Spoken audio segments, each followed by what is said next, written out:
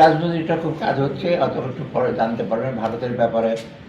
আমাদের chief adviser wrist out, আমি কথা বলেছি নিজে বা ভারতের হাইকমিশনার রিয়াজ আহমেদুল্লাহ, আমি তো চিনি ওকে। সে বলল না স্যার, আমরা উই আর ট্রাইং হার্ড। মানে বাইরে আপনারা যত শুনেন কি হয়ে যাচ্ছে হয়েছে, কিছু কিছু তো বক্তব্য আসে, এগুলো তো আমরা কন্ট্রোল করতে পারবো না। আপনারা তো আবার প্রেসের স্বাধীনতা বিশ্বাস করি যেটা একটা খুব একেবারে যাবে না, উই আর ট্রাইং।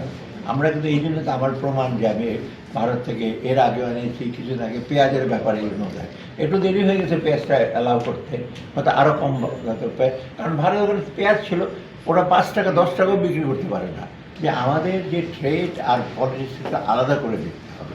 ওইখানে ডিপ্লোম্যাটিক অনেক কিছু থাকবে, ডিপ্লোম্যাটিক আপনার নাইস সিটিজ আছে, অনেক সেন্সিটিভ, কিন্তু আমার ট্রেডটা তো কমপ্লিটলি আমার এই যে ভারত থেকে যদি চাল না আনি, এখন আমি যদি ভিয়েতনাম থেকে আনতে যাই আরও 10 টাকা করে বেশি লাগবে, আমি এই ভারতে চটেতে ওখান থেকে আনবো না। আমরা এইগুলি যে আমাদের ন্যাশনাল ফিলিং তো না, এটা আমরা কেউই চাই না পার্শ্ববর্তী দেশের সাথে, কোনো দেশের সাথে এগুলো ওই রেটরিকগুলো অনেক সময় আমাদের যে আবার ওরাও আবার ঠিক ওটা একটু মূল্যায়ন করে, যেটা সবাই তো একটা মিন করে না, যে সেই জন্যই কিন্তু আমরা কিন্তু এটা তো কোনো আমলে নেই যে ভারতে কী হচ্ছে, চাল আনবো কেন, চাল তো অন্য দেশে থেকে আনতে হয়, 10 টাকা বেশি করে ওদেরকে শাস্তি দেই, এরকম কিছু না। আমাদের দেখেছি বেস্ট প্রাইস